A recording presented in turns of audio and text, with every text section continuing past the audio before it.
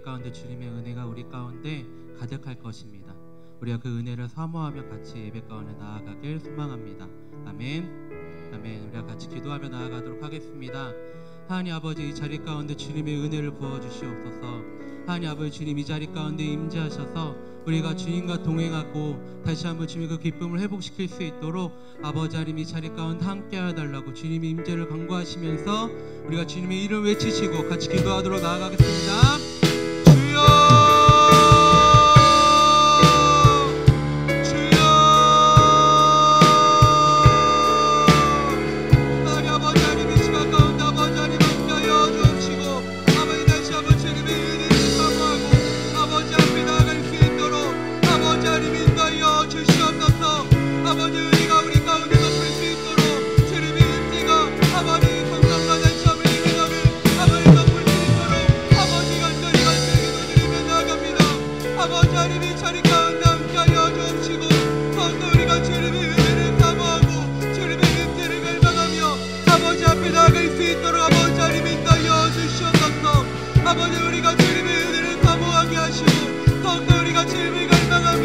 아버지 앞에 나아갈 수 있도록 아버지 하나님 우리를 인도하여 주시옵소서.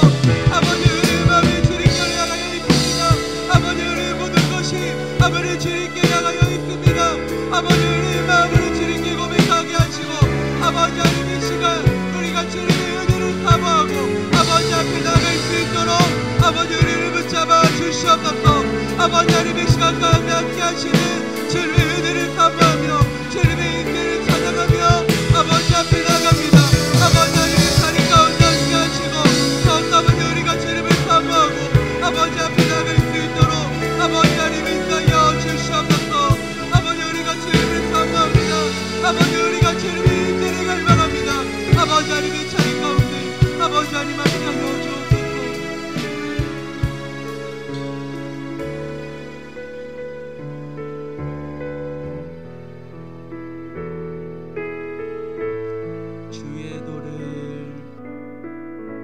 주의 도를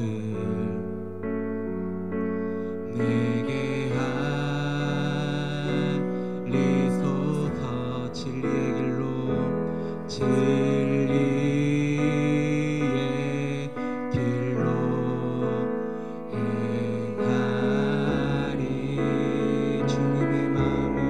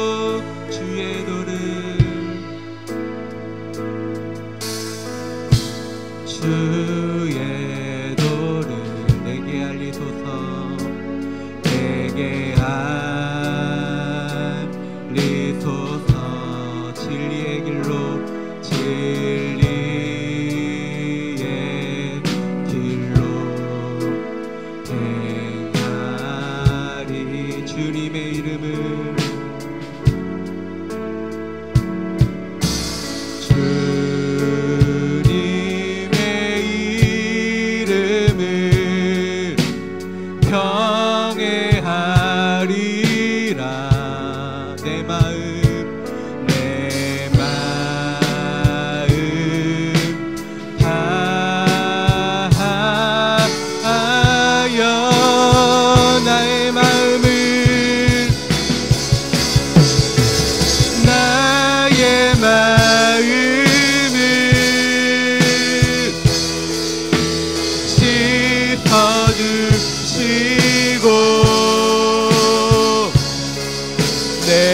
발걸음을 주의 길로 인도하소서.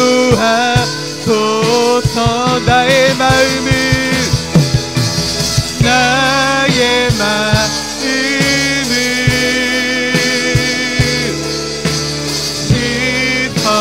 씻어주시고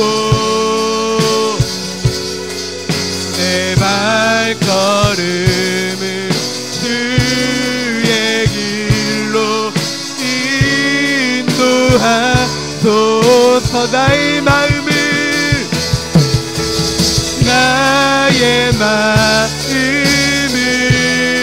씻어주시고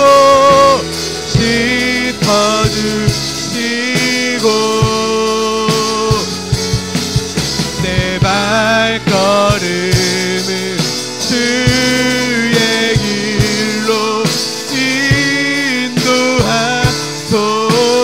나의 마음을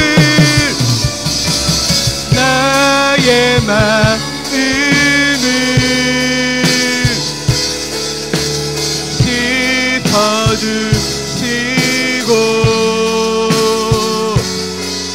내 발걸음을 주의 길로 인도하소서.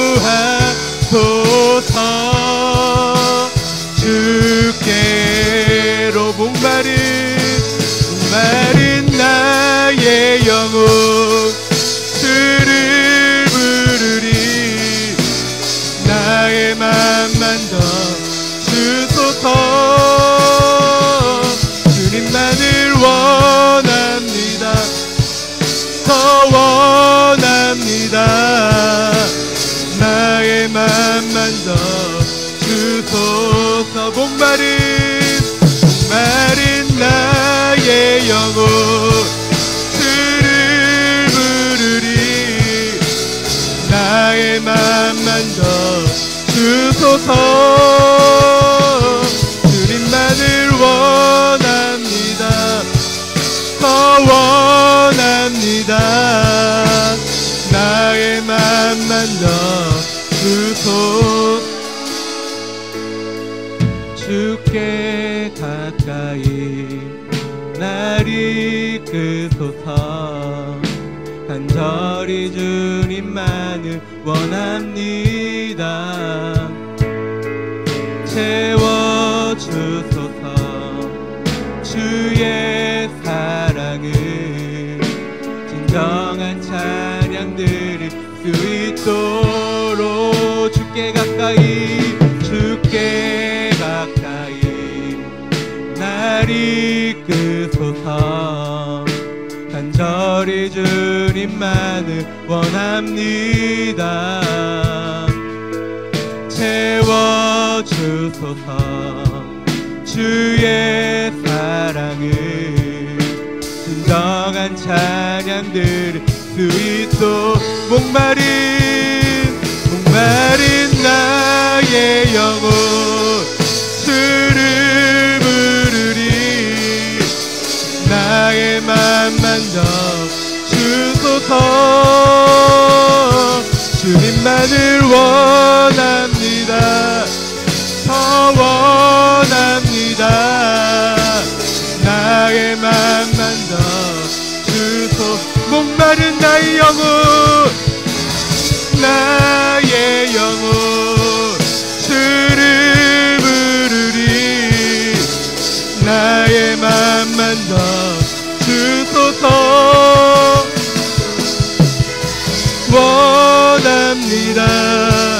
더 원합니다. 나의 맘만 더 주소서. 네, 우리가 함께 기도하며 나아가도록 하겠습니다. 하나님 아버지, 우리의 마음을 만져주시옵소서. 아버지, 상한 마음과 아버지 억눌려져 있는 마음과 아버지 얽매여져 있는 모든 마음들을 만져주셔서 아버지 하나님 이 시간을 통하여서 이 모든 것들이 풀어지게 하시고 온전히 주님의 임재 안에 거할 수 있도록 아버지 우리를 인도하여 달라고 주님의 임재를 갈망하시면서 우리의 마음을 주님께 고백하시면서 같이 기도하며 나아가도록 하겠습니다. 주여,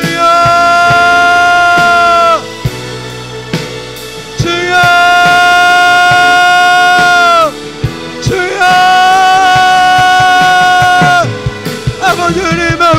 주시옵소서.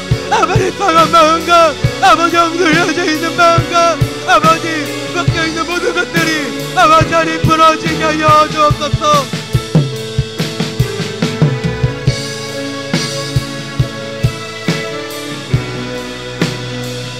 주여 주여 아버지 주님의 이름을 선포합니다.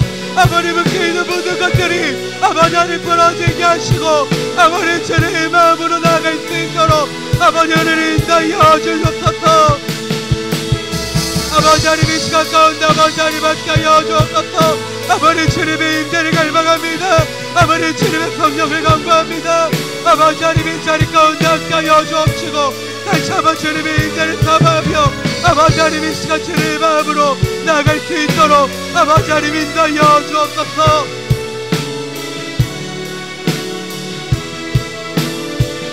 네, 우리가 한 가지만 더 같이 기도하며 나아가도록 하겠습니다. 우리가 주님의 이름을 선포하며 같이 기도하도록 하겠습니다. 주님의 이름에 능력이 있습니다.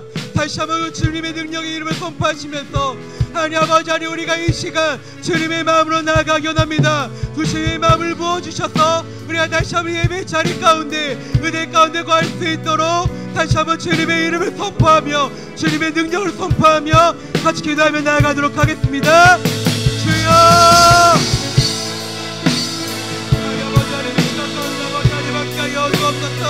아버지 다시 한번 주님의 은혜를 사모합니다. 아버지 다시 한번 주님의 뜻 가운데 아버지 우리가 나아갈 수 있도록 아버지 하나님 인도하여 주옵시고 다시 한번 주님의 마음으로 아버지 우리가 나아갈 수 있도록 아버지 하나님 인도하여 주옵소서. 아버지 우리가 다시 아버지 앞에 나아갈 수 있게 아버지 우리를 붙잡아 주시옵소서. 아버지 하나님 우리를 붙잡아 주시옵소서. 우리의 마음을 만져주시옵시고 다시 한번 주님의 마음으로 아버지 우리가 나아갈 수 있도록 아버지 하나님 함께하여 주옵소서. 아버지 하나님 함께하시고 다시 한번 주님의 마음으로 아버지 우리가 나아갈 수 있게 아버지 하나님 인도하여 주옵소서. 아버지 하나님 함께하여 주옵소서. 목마른 나의 영혼 목마른 나의 영혼 주를 부르니 나의 맘만 더 주소서. 주님만을 원합니다. 더 원합니다. 나의 맘만 더 주 목마른 나의 영혼 주를 부르니 나의 맘만 더 주소서. 주님만을 원합니다. 더 원합니다. 나의 맘만 더 주소서.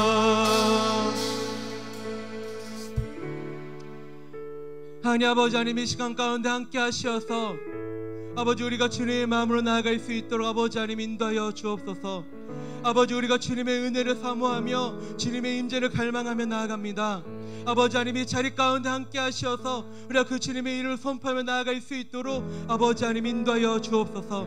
아버지 주님의 이름을 찬양합니다. 주님 감사합니다. 예수님의 이름으로 기도드립니다. 아멘. 우리가 같이 일어나셔서 주의 음성을 내가 들으니 같이 찬양하며 나아가도록 하겠습니다.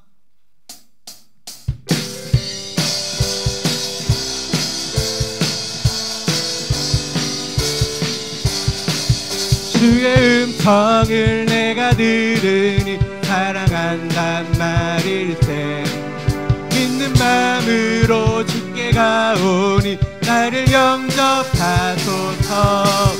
내가 매일 십자가 앞에 더 가까이 가오리. 구세주의 흘린 보배 피로써 나를 정케 하소서.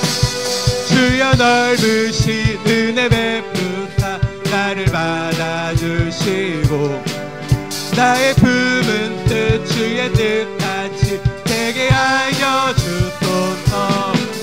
내가 매일 십자가 앞에 더 가까이 가오리.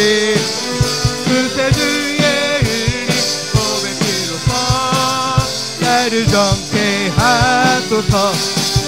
주의 보좌로 나갈 때에 어찌하니 기쁠까. 주의 얼굴을 항상 배우니 더욱 친근합니다. 내가 매일 십자가 더 가까이 가오리. 구세주의 흐린 보배 피로써 나를 정케 하소서. 우리 구주의 넓은 사랑은 증량할 자 없으며 주가 주시는 참된 기쁨도 헤아릴 수 없도다. 내가 매일 십자가 더 가까이 가오리. 구세주의 흐린 보배 피로써 나를 정케 하. 내가 매일 더 가까이 가오리. 구세주의 흐린 보배 피로써 나를 정케 하. 성령이 계시네. 성령이 계시네. 할렐루야 함께 하시네. 좁은 길을 걸으며 만나 기뻐하면서 주의 영이 함께 함이라. 내가 매일 기쁘게 술래의 길 행함은 주의 팔이 나를 안보함이요.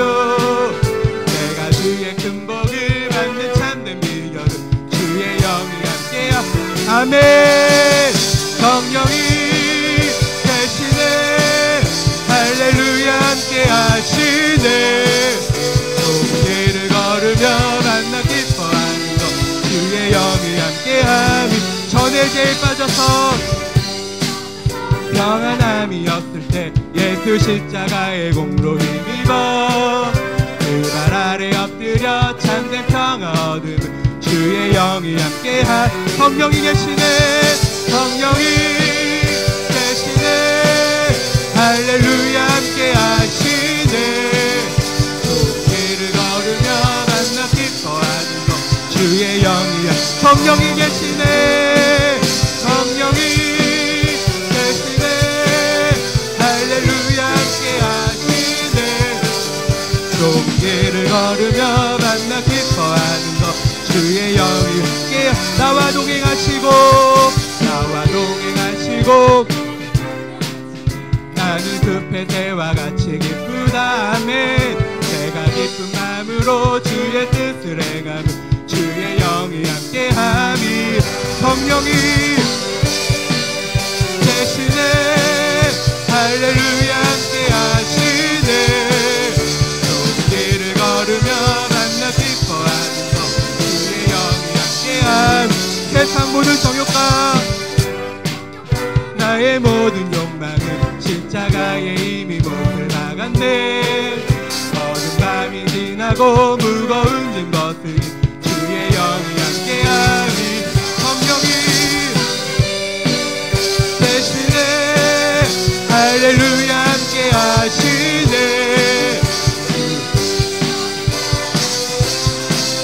주의 영이 함께. 성령이 계시네. 성령이 계시네. 할렐루야 함께 하시네. 좁은 길을 걸으며 만나 기뻐하는 것 주의 영이 함께 하니. 나 성령이 계시네. 할렐루야 함께 하시네. 좁은 길을 걸으며 만나 기뻐하는 것 주의 영이 함께하. 성령이 계시네. 성령이 계시네. 할렐루야 함께 하시네. 좁은 길을 걸으며 밤낮 기뻐하는 것 주의 영이 함께 함이. 지존하신 주님, 지존하신 주님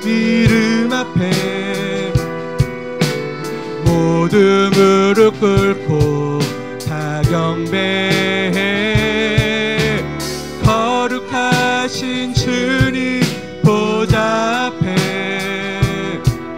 엎드려 절하. 지존하신 주님 이름 앞에 모두 무릎 꿇고 다 경배해. 거룩하신 주님 보좌 앞에 엎드려 절하. 예수는 그리스도, 예수는 그리스도, 예수는 주, 예수는 주. 하나님의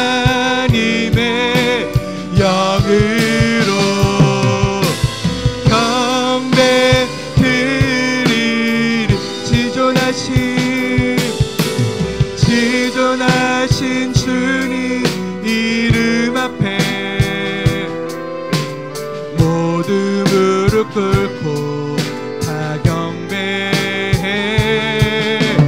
거룩하신 주님 이름 앞에 엎드려 절하. 지존하신 주님 이름 앞에, 지존하신 주님 이름 앞에 모두 무릎 꿇고 다 경배해. 거룩하신 주님 보좌 앞에 엎드려 절하세. 예수는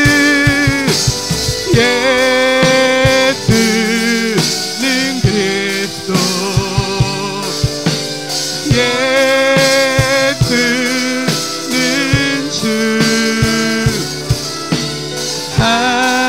하나님의 영으로 경배. 우리가 두 손 들고 찬양하도록 하겠습니다. 예수는 그리스도, 예수는 그리스도, 예수는 주. 하나님의 영으로 경배. 마지막으로 예수는 그리스도, 예수는 그리스도, 예수는 주. 하나님의 영으로 경배 드리리. 우리가 같이 기도하며 나아가도록 하겠습니다. 우리 예수님께서 그리스도가 되어주시며 우리의 삶의 주인이 되어주십니다. 그리고 예배의 자리 가운데 모든 영광과 존귀를 받기에 합당하신 분이 되어주십니다. 우리가 그 주님의 이름을 찬양하며, 아버지 하나님, 우리가 이 시간을 통하여서 주님의 이름만을 찬양하며 주님의 이름만을 높이 이겨납니다라고 우리가 주님의 이름을 외치며 같이 기도하며 나아가도록 하겠습니다. 주여, 하나님 아버지 하나님, 이 자리 가운데 아버지 하나님 함께하여 주옵시고, 아버지 우리가 주님의 이름을 찬양하며 아버지 앞에 나갈 수 있도록 아버지 하나님 인도하여 주옵소서. 하나님의 높은 아버지 하나님, 이 시간이 주님의 이름을 높이고 아버지 앞에 나갈 수 있도록 아버지 하나님 인도하여 주옵소서. 예수는 그리스도, 예수는 그리스도, 예수는 주. 하나님의 영으로 경배 드리리. 예수는 그리스도, 예수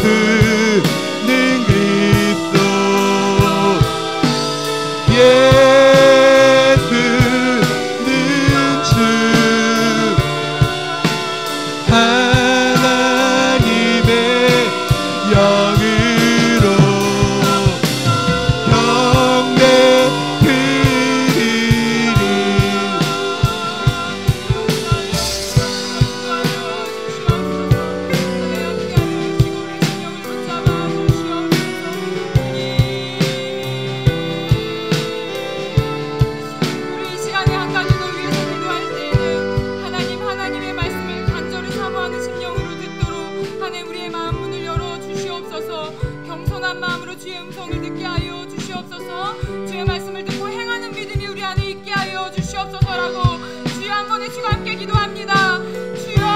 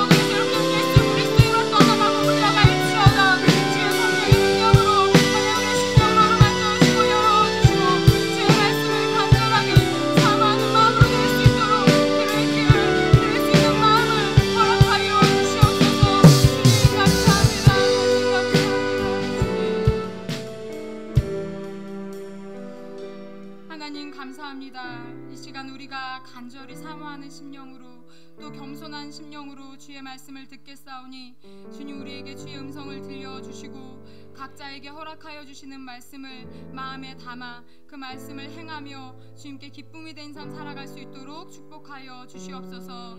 이 시간에 성령 하나님께서 온전히 주장하여 주시기만을 원하며 사랑이 많으신 예수 그리스도의 이름으로 기도드립니다. 아멘.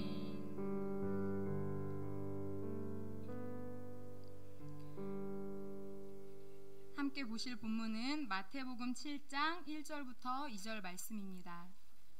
마태복음 7장 1절부터 2절 말씀입니다.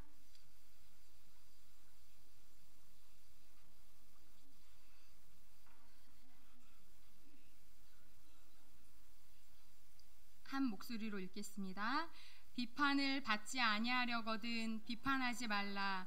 너희가 비판하는 그 비판으로 너희가 비판을 받을 것이요 너희가 헤아리는 그 헤아림으로 너희가 헤아림을 받을 것이니라. 아멘. 제가 운동 다니는 곳에 건식 반신욕기 보신 적 있으시죠? 나무로 만들어진 거. 그게 세 대가 있습니다.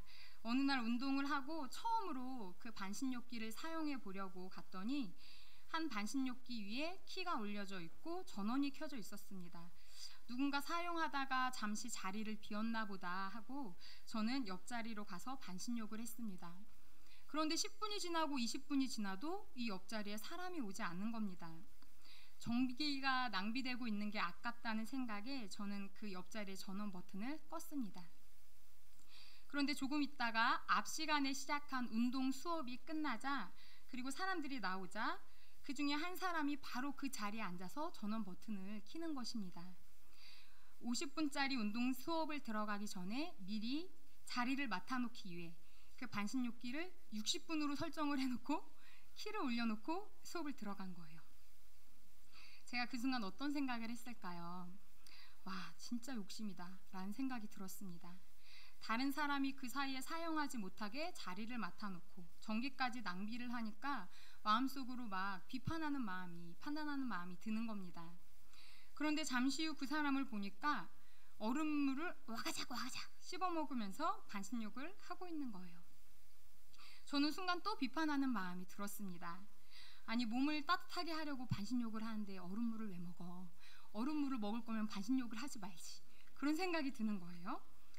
그렇게 이해할 수 없음과 못마땅한 마음을 갖고 있는데 이 사람이 한 10분 정도 하고는 일어나서 가는 겁니다. 그 순간 제 마음에 또 이런 비판하는 마음이 들었어요.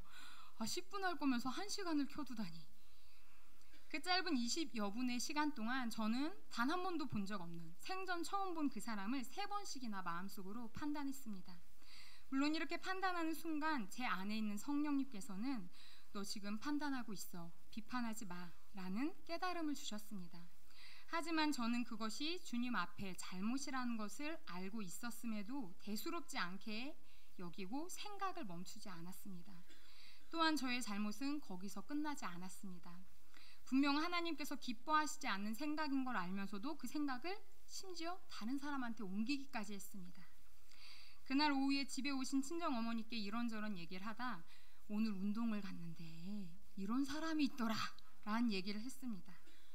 그리고 저녁에 남편과 대화를 하던 중에 글쎄 오늘 운동을 갔는데 이런 사람이 있더라 라는 이야기를 또 했습니다. 저는 이야기한 도중에 분명히 알고 있었습니다. 이 대화를 하나님께서 기뻐하지 않으신다는 것을요. 엄밀히 말하면 이것은 하나님께 죄가 된다는 것을 알고 있었습니다. 하지만 대수롭지 않은 죄로 여겼던 것입니다. 그렇기 때문에 제 안에 계신 성령님께서 멈추라고 말씀하셨지만 순종하지 않았습니다. 제 마음에는 아마도 이런 민마음이 있었던 것 같아요. 그 사람에 비해 나는 더 나은 사람이야. 설령 나의 것이 아니라 할지라도 정기를 아낄 줄 알고, 그게 뭐라고? 다른 사람에 대해 배려가 있고 나 자신을 잘 돌볼 줄 알아. 그러니까 난 얼음물 먹으면서 반신욕은 안 해 라는 생각을 한 거예요. 이렇듯 다른 사람을 험담하면서 나의 가치를 높이려고 하는 이 생각이 얼마나 누추하고 가난한 생각입니까? 그런데 제가 그러고 있던 것입니다. 잠언 16장 5절은 말씀합니다. 무릇 마음이 교만한 자를 여호와께서 미워하시나니 피차 손을 잡을지라도 벌을 면하지 못하리라. 제가 늘 암송하고 있는 성구였는데 제 마음이 이만큼 교만해져 있었던 것입니다. 그날 밤 하루를 돌아볼 때 제 마음은 무언가 비참한 기분이 들었습니다. 내가 얼마나 비천한 생각을 갖고 있는 사람인가 깨닫게 되었습니다.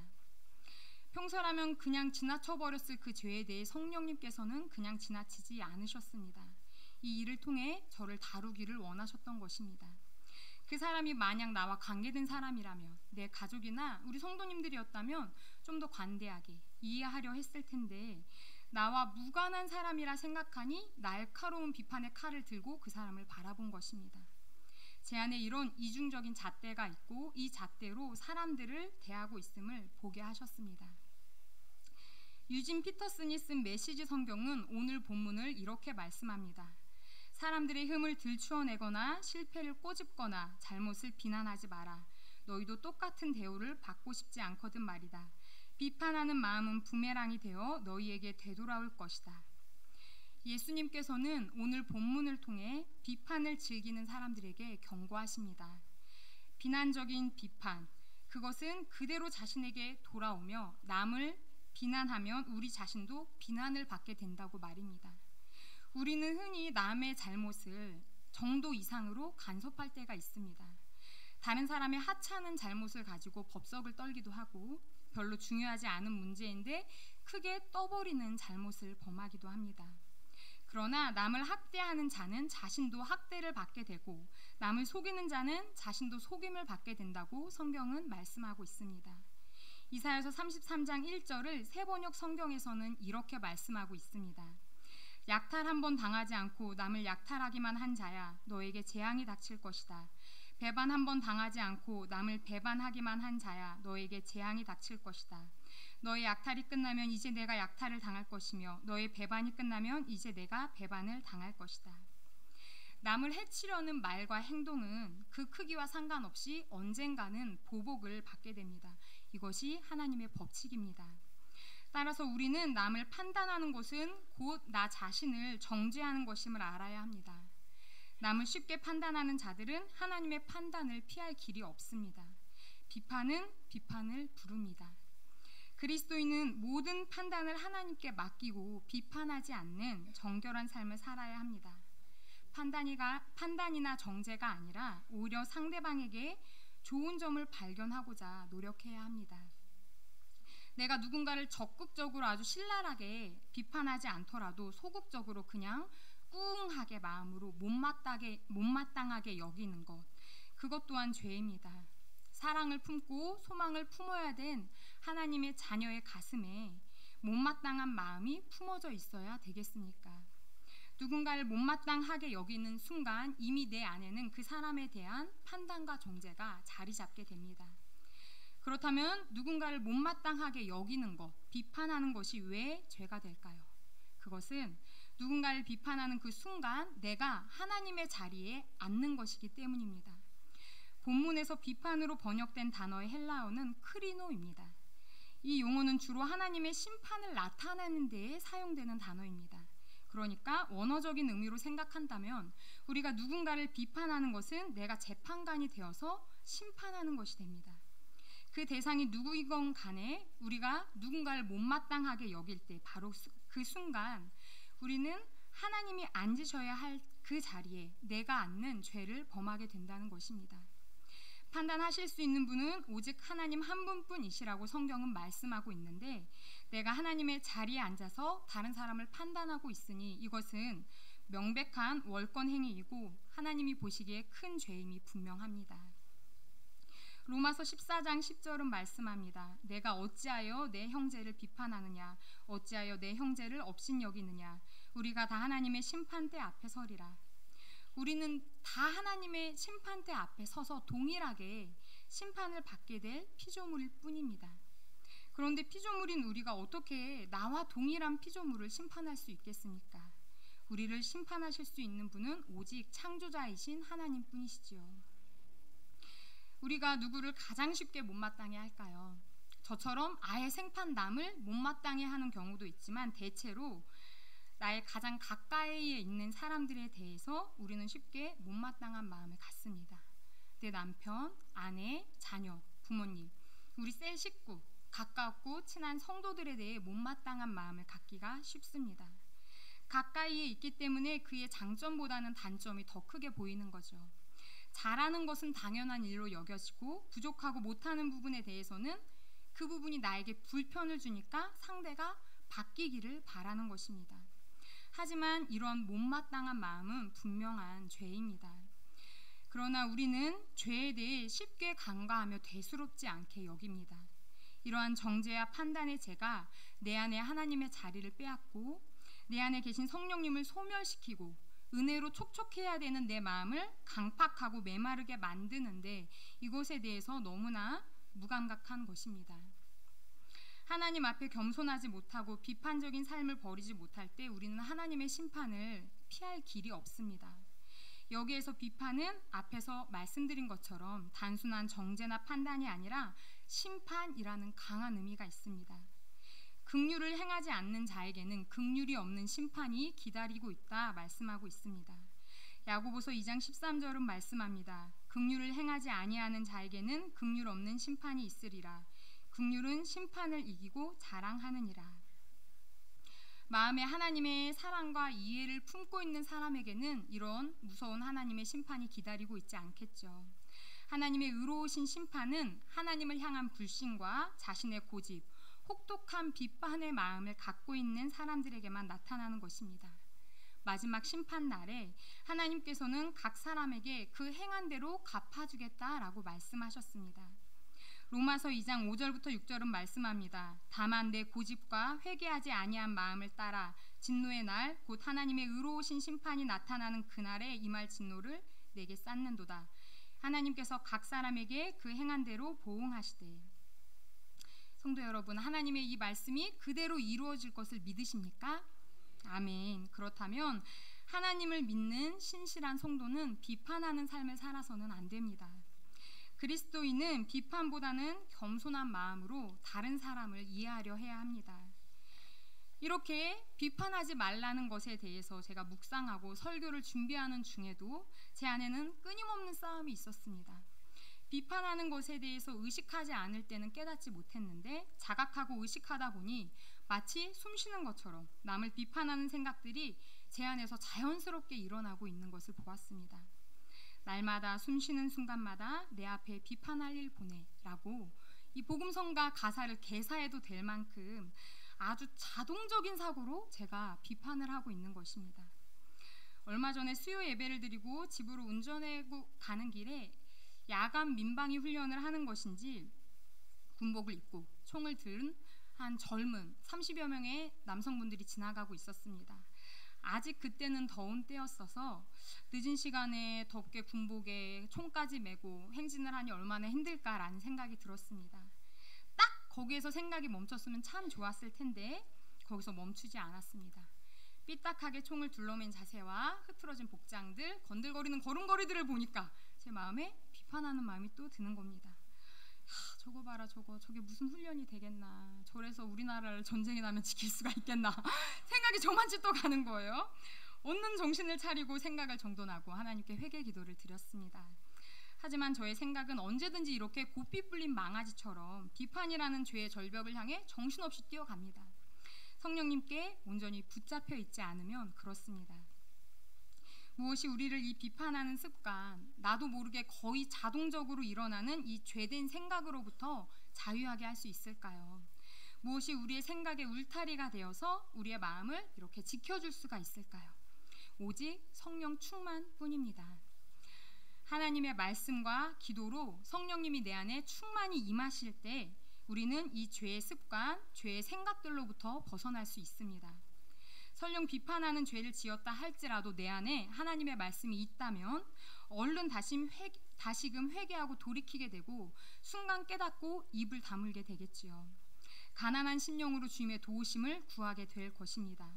성령님이 내 안에 충만히 임하실 때 다른 사람은 비판의 대상이 아닌 나보다 더 나은 사람으로 여겨지게 됩니다. 자비와 긍휼의 마음으로 사람을 바라볼 수 있습니다. 이렇게 우리의 생각과 시선을 바꾸실 수 있는 분은 오직 내 안에 계신 하나님, 성령님 뿐이시라는 겁니다.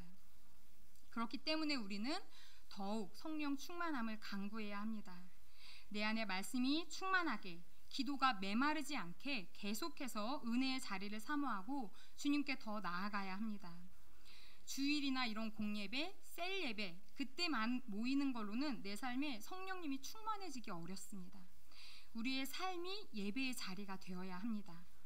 삶으로 예배한다는 것은 결코 어려운 일이 아닙니다. 추상적인 일도 아닙니다. 예를 든다면 우리는 운전을 하거나 걸어가면서도 하나님께 기도 드릴 수 있습니다. 설거지하거나 빨래를 개면서도 하나님의 말씀을 들을 수 있습니다. 그게 뭐 대단한 거냐, 하려면 제대로 해야지 라고 아예 시작도 안 하시는 완벽주의적인 성향이 있는 분들도 계실 거예요. 하지만 한번 해보십시오. 핸드폰 어플로 성경을 틀어놓고 설거지나 저녁 준비를 하면 힘들고 지치는 게 아니라 도리어 무언가 마음에 충만한 느낌이 듭니다. 트로트나 뽕짝, 가요를 틀고 일할 때는 경험할 수 없는 그런 마음의 평안을 느끼시게 될 것입니다. 성령님이 함께 하시기 때문입니다. 우리의 생각은, 우리의 마음의 자리는 마땅히 성령의 전, 하나님의 집이 되어 있어야 함에도 불구하고 수시로 사탄의 놀이터가 되어버릴 때가 많습니다. 목사님께서 자주 말씀하시는 것처럼 우리의 눈과 귀를 지키지 못하기 때문입니다. 길을 걷거나 단순한 일을 할 때도 우리는 사실 아무 생각도 안 하는 게 아닙니다. 아주 짧은 순간에도 뇌는 무수히 많은 생각을 한다고 해요. 과거와 현재, 미래를 오가며 온갖 걱정과 계획, 수없이 많은 생각을 합니다. 하지만 성령님이 우리 마음에 충만하시지 않으면 우리는 육신적이고 정욕적이고 말도 안 되는 잡념들에 빠져들고 맙니다. 삶이 예배의 자리가 될 때 성령님이 내 안에 충만히 임하십니다. 삶의 자리에서 말씀이 충만하고 기도가 흘러 넘칠 때 우리의 속사람은 새로워지게 됩니다. 어떻게 새로워지냐면 비판하는 자에서 사랑하는 자로, 정죄하는 자에서 긍휼히 여기는 자로, 쉽게 성을 내는 자에서 오래 참는 자로 변화하게 됩니다. 성령님께서 내 안에 그렇게 할 수 있는 힘을, 은혜를 부어주시기 때문입니다. 내 의지와 노력으로 판단하지 마, 정죄하지 마, 생각하지 마 라고 한다고 해도 그것이 며칠이나 가겠습니까? 순간 생각의 고삐가 풀리고 전보다 더한 비판자가 되고 말 것입니다. 내 힘으로, 내 능력으로는 할 수 없습니다. 오직 성령님만이 하실 수 있습니다. 다른 사람의 허물과 실수를 볼 때 거의 자동적으로 비판하는 생각이 드는데 그것을 어떻게 멈출 수 있을까요? 그것을 본 그 순간 바로 그 사람을 위해 기도하는 겁니다. 그 사람을 위해 간절하게 축복을 비는 거예요. 성령님이 충만하실 때 다른 사람의 약함과 허물은 나에게 비판거리가 아니라 나의 기도 제목이 됩니다. 누군가의 허물을 볼수록 내 기도 제목이 느는구나, 이렇게 생각이 바뀌게 되는 겁니다. 하지만 지금 이 자리에서 이런 생각을 하는 분도 계실 거예요. 지금 내 마음이 성령으로 충만하지 않고 비판으로 충만한데 내가 어떻게 다른 사람을 위해 기도를 할 수가 있는가? 하지만 억지로라도 하는 겁니다. 정말 내키지 않지만 의도적이라도 그 순간 생각을 멈추고 그를 위해 기도하는 것입니다. 우리는 때론 이렇게 하나님의 말씀에 순종이 안 되면 복종이라도 해야 합니다. 이것이 바로 하나님께서 기뻐하시는 우리의 모습일 것입니다. 사랑하는 자녀끼리 매일 치고받고 싸우면 그 모습을 보는 부모님의 마음이 어떨까요? 얼마나 속상하고 마음이 아프겠습니까? 어릴 적부터 남매인 저희 오빠와 저는 자주 다퉜어요. 그러면 저희 어머니께서 너희가 사이좋게 지내는 게 부모님한테 효도하는 거야. 너네가 싸우면 엄마 마음이 얼마나 아픈 줄 아니? 라고 굉장히 안타까워 하셨습니다. 그때는 그 말씀이 저한테 전혀 와닿지 않았어요. 오히려 모든 잘못의 근원은 오빠인데 엄마가 오빠 편을 드는구나, 이런 생각이 들었어요. 그런데 제가 두 딸 아이를 낳고 보니 그 말씀이 전적으로 이해가 되는 겁니다. 이제 겨우 36개월, 13개월밖에 안 되는 두 딸이 매일 아웅다웅, 뺏고 빼앗기고 울고 불고 난리가 납니다. 둘 사이를 중재하며 제발 둘이 사이좋게 지내기를 간절히 바랍니다. 우리 하나님 아버지의 마음도 같으실 것입니다. 사랑하는 자녀들이 서로 헐뜯고 못마땅해 하고 비판하는 것은 하나님이 기뻐하신 뜻이 아닙니다. 그것은 오히려 하나님 아버지의 마음을 괴롭게 하고 아프게 하는 일이 되겠지요. 우리가 교회 공동체 안에서 한몸된 성도를 비판하고 못마땅해 여길 때 그리스도께서 피 흘려 세우신 그리스도의 몸된 교회는 건강하게 세워질 수가 없습니다. 누가복음 6장 37절은 말씀합니다. 비판하지 말라, 그리하면 너희가 비판을 받지 않을 것이요. 정죄하지 말라, 그리하면 너희가 정죄를 받지 않을 것이요. 용서하라, 그리하면 너희가 용서를 받을 것이요. 주라, 그리하면 너희에게 줄 것이니 곧 후히 되어 누르고 흔들어 넘치도록 하여 너희에게 안겨주리라. 너희가 헤아리는 그 헤아림으로 너희도 헤아림을 도로 받을 것이니라. 아멘. 이제 말씀을 마치겠습니다. 하나님께서 사랑하시는 성도 여러분, 서로를 긍휼히 여겨주십시오. 오죽하면 저럴까라는 마음으로 좀 짠하게 바라봐 주셨으면 좋겠습니다.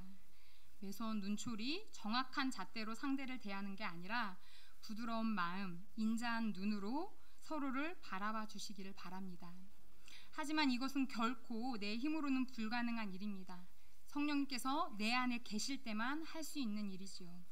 성령 충만할 때 우리는 서로를 긍휼히 여길 수도 있고 불쌍히 여기고 실수 또한 사랑스럽게 바라볼 수 있는 여유가 생깁니다. 하지만 마음이 세상으로 충만할 때 조급증이 생기고 마치 휘발유를 뿌려놓은 것처럼 작은 불씨 같은 일에도 활활 혈기가 타오르게 되어 있습니다.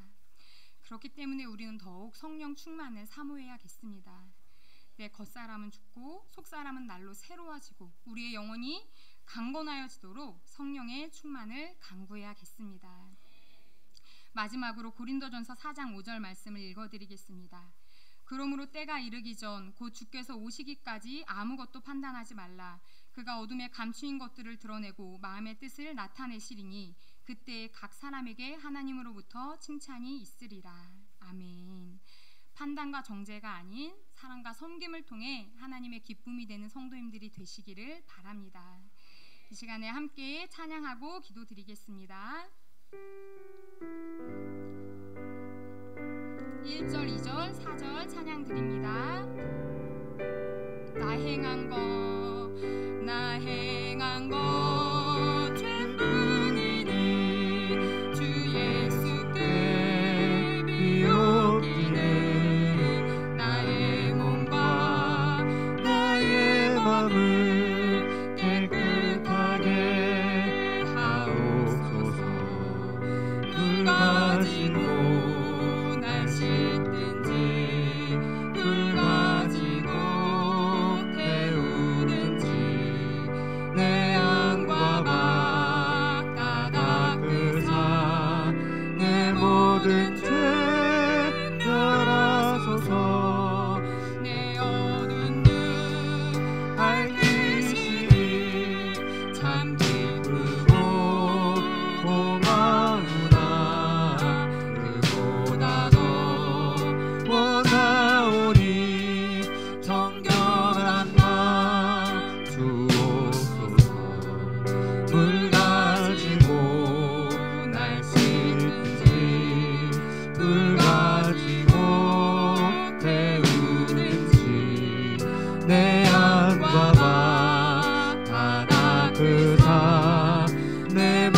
모든 죄 멸하소서.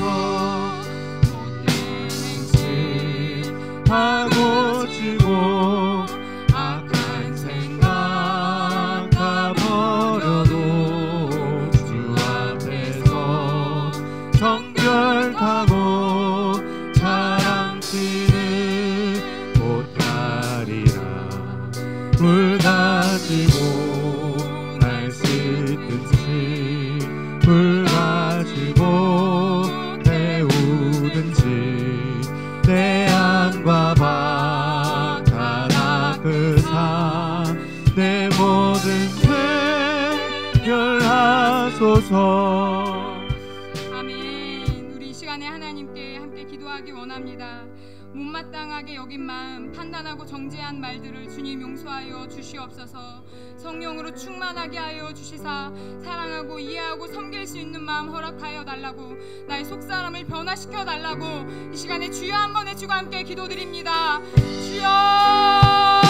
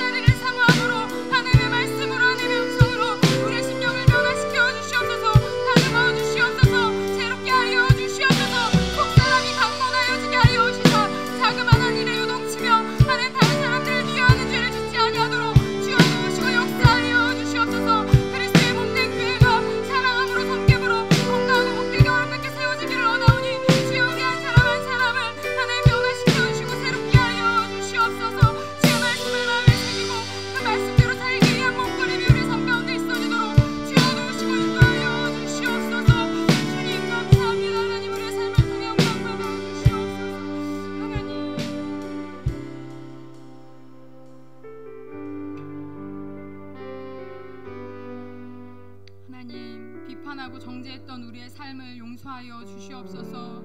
우리의 마음 가운데 하나님의 사랑이 부어지기를 원합니다. 성령으로 충만하기를 원합니다. 하나님의 말씀이 충만할 때, 기도의 자리가 충만할 때 하나님, 우리는 비판과 판단이 아니라 사랑과 섬김의 자로 살아갈 수 있을 줄로 믿습니다. 하나님, 우리의 모습을, 우리의 삶을, 우리의 마음을 새롭게 하여 주시옵소서. 성령님이 함께 하심으로 오늘 우리에게 주신 말씀을 마음에 새기고 그 말씀대로 살아가기 위한 아름다운 몸부림이, 영적인 씨름이 있도록 축복하여 주시옵소서.